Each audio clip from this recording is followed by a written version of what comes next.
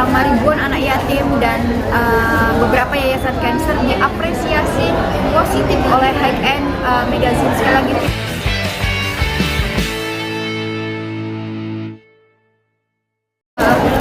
ya boleh.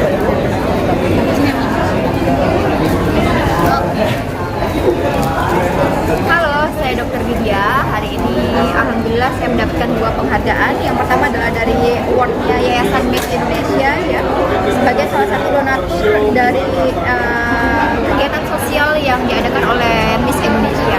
Yang kedua adalah Social Planner Award 2024 dari High End Magazine. Wow, hari ini adalah hal yang luar biasa di mana kegiatan sosial saya bersama ribuan anak yatim dan beberapa yayasan kanker diapresiasi positif oleh High End Magazine. Sekali lagi terima kasih Ibu Liliana atas apresiasinya.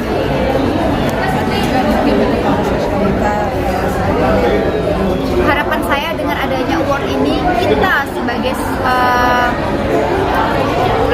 harapannya adalah bagaimana dengan award ini memotivasi adanya sosialita yang sekarang itu lebih mempunyai kegiatan yang bermanfaat seperti layaknya kegiatan sosial, berbagi pada anak yatim, mendirikan yayasan kanker, kemudian mendirikan rumah yatim piatu, rumah singgah kanker, dan mendirikan beberapa tempat-tempat ibadah yang ada di Indonesia.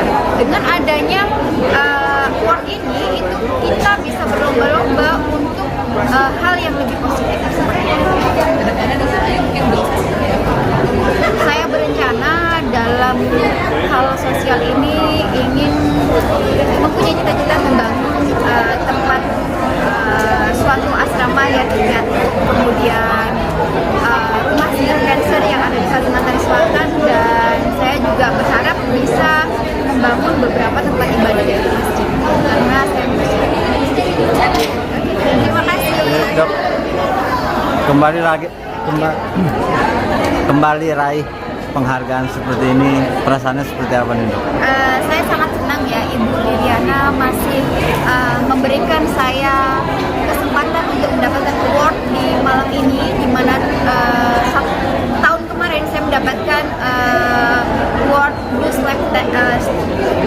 Lifestyle, dan hari ini saya berkesempatan mendapatkan award Social Planner Award. Hal ini membuat saya lebih termotivasi untuk berbuat baik ke sesama. Kalau boleh tahu ini penghargaan yang berapa? Ini kalau nggak salah penghargaan ke-104 dari semua total penghargaan saya yang ada di Indonesia maupun di luar negeri.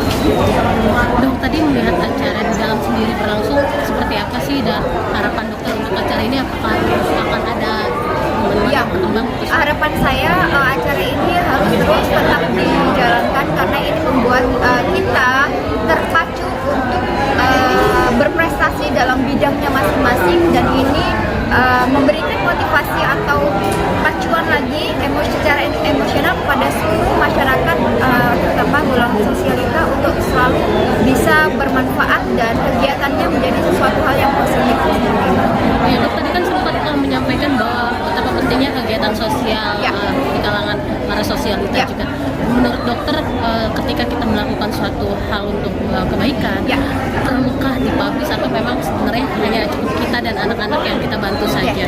Sebenarnya kegiatan yang dipublish itu ada manfaat positifnya. Jadi semakin banyak kegiatan sosial yang kita publish, itu memicu orang lain untuk berbuat yang sama. Ya, sebenarnya bukan hal yang bersifat menyombongkan diri atau bahasa tidak ya. Tetapi kalau misalnya mohon maaf, dalam kontennya di sini kamu memberi uang, terus setelah tidak ada kamera kamu mengambil lagi, itulah baru ria, ya itu artinya berbohong ya. Jadi apa yang memang kalian lakukan tujuannya adalah memberikan semangat kepada orang lain untuk saling berbagi. Why not ya? Semakin banyak kita berbagi, itu memicu orang lain bersemangat. Mereka akan berlomba-lomba mengikuti kita. Menurut saya sih. Tadi ada yang menyentuh juga, dokter di Kalsel sendiri punya rumah singgah atau rumah yayasan? Jadi sebenarnya saya justru mempunyai rumah singgah di Jakarta ya. Jadi beberapa kali saya berkolaborasi dengan rumah singgah untuk rumah singgah itu kita tidak bisa membeli. Biasanya kita mengontrakkan sebagai seorang donatur, kita mengontrakkan kayak 1 tahun atau 2 tahun seperti itu. Kita menyiapkan ambulan untuk anak-anak cancer, ya, dimana ambulan itu bermanfaat pada saat ada gawat darurat pada anak-anak cancer tersebut di rumah singgah. Jadi sudah siap siaga 24 jam. Dok, sampai pada akhirnya berani untuk mengontrak sebagai donatur sendiri. Apa sih yang membuat dokter sampai bergerak hati gitu? Karena apa ada pengalaman dari orang terdekat yang mencurahkan gitu. Pengalaman-pengalaman itu seperti apa ini? Karena harta saya tidak dibawa mati. Saat saya sudah, kita nggak tahu waktu kita tuh hidup di dunia itu kapan, ya. Oke, saat di dunia kita berlomba-lomba mencari rezeki untuk ada 2 hal yang kita harus membanggakan. Satu, yang kita tinggalkan tidak terbengkalai. Terus yang kedua, bagaimana kita berlomba saat nanti kita sudah tiba waktunya di akhirat, kita juga ada rumah singgah juga seperti itu. Jadi saya berpikir bahwa hidup itu gak akan lama. Saya nggak tahu apa yang akan saya besok masih ada atau tidak. Jadi itulah yang membuat saya selalu ada suatu surah di Al-Quran bahwa mengatakan pada saat seseorang ingin dibangkitkan dari kubur, dia minta cuma satu, yaitu sedekah. Kenapa kok sedekah sangat tinggi? Kenapa kok nggak sholat 5 waktu? Bahkan manfaat sedekah itu luar biasa loh dalam hidup. Jadi kalau kita selagi mampu ya, artinya, dan terbuka hatinya, kenapa tidak? Karena prinsip saya tidak hanya mempersiapkan apa yang ada di dunia, tapi saya harus mempersiapkan rumah saya juga di akhirat. Itu pun kalau saya masuk surga, kan seperti itu ya. Banyak hal kebaikan untuk menutupi mungkin ketidakbaikan dalam hidup saya.